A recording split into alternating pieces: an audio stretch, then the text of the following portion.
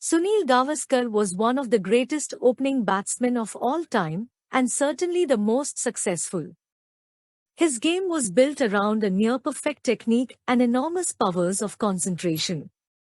It is hard to visualize a more beautiful defense, virtually unreachable.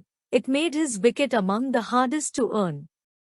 He played with equal felicity of both front and back feet, had excellent judgment of length and line, and was beautifully balanced. He had virtually every stroke in the book but traded flair for the solidity his side needed more. His record for the highest number of Test hundreds was overtaken by Sachin Tendulkar, but statistics alone don't reveal Gavaskar's true value to India. He earned respect for Indian cricket, and he taught his teammates the virtue of professionalism. The self-actualization of Indian cricket began under him.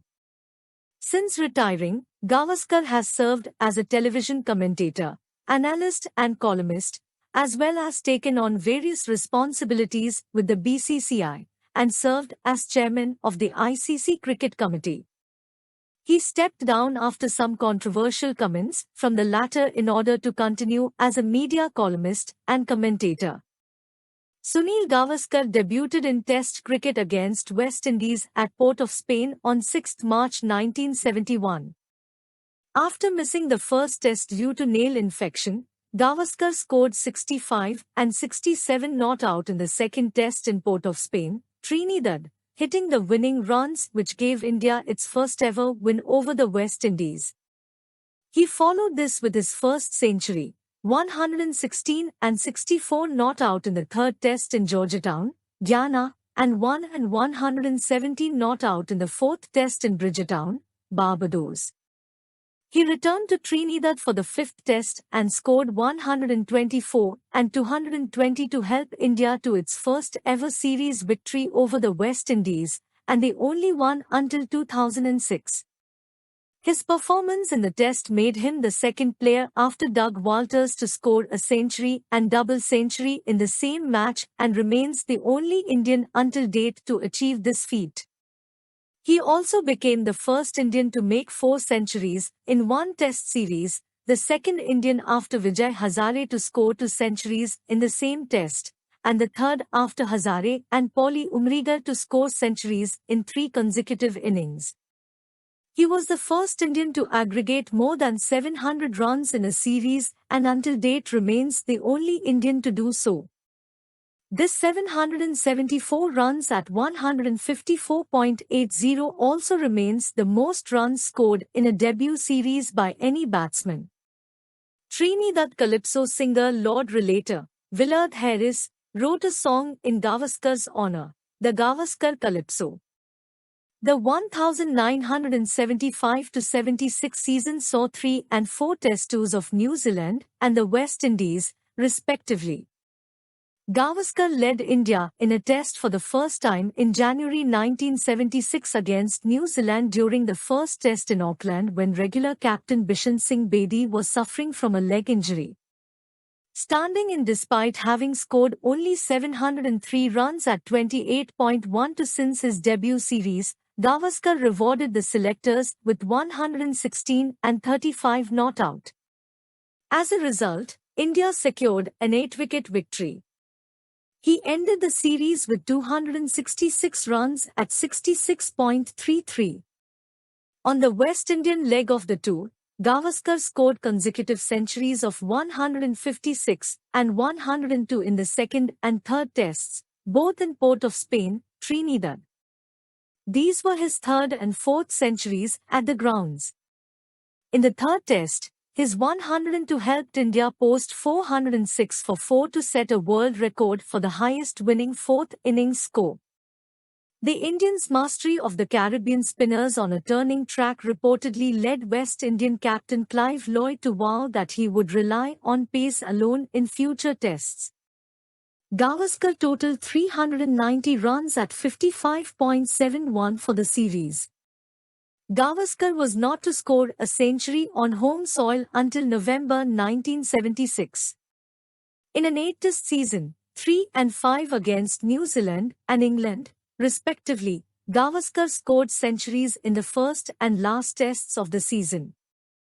The first was 119 in front of his home crowd at the Wankhede Stadium, helping India to a victory. Gavaskar scored another half-century in the second test to end the series with 259 at 43.16.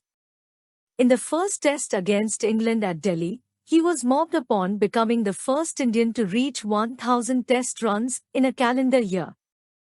A steady series saw him finish with 394 runs at 39.4, with the century coming in the fifth test and 2 half-centuries.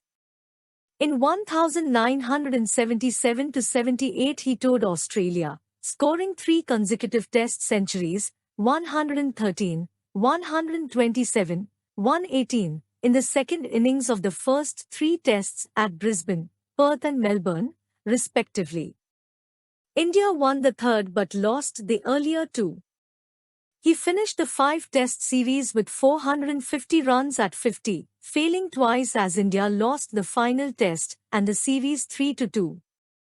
His last test match was against Pakistan at Bangalore on 13 March 1987.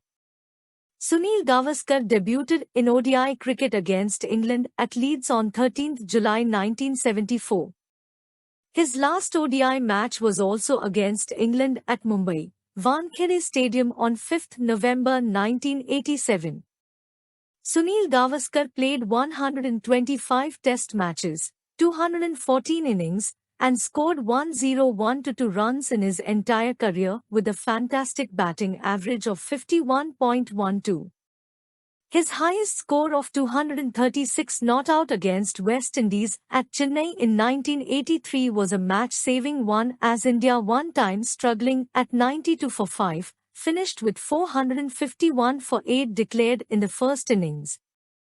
He hits 34 centuries and 45 half-centuries along with 26 sixes in his entire test career. As a fielder, he took 108 catches. Sunil Gavaskar also played 108 ODI matches, 102 innings, and scored 92 runs in his entire career with a decent batting average of 35.13. His ODI strike rate of 62.26 is always a question mark. His highest ODI score of 103 not out against New Zealand at Nagpur in 1987 Reliance World Cup was a match-winning one. Interestingly, that was his only century in one-day international cricket. He hits 1 century and 27 half-centuries in his entire ODI career. As a fielder, he took 22 catches. Sunil Gavaskar's first-class record is mighty impressive. The batting average again in the 50s with exactly 51.46. He played 348 matches and scored 25,834 runs with the highest score of 340 not out. Overall, he has 81 centuries in his kitty.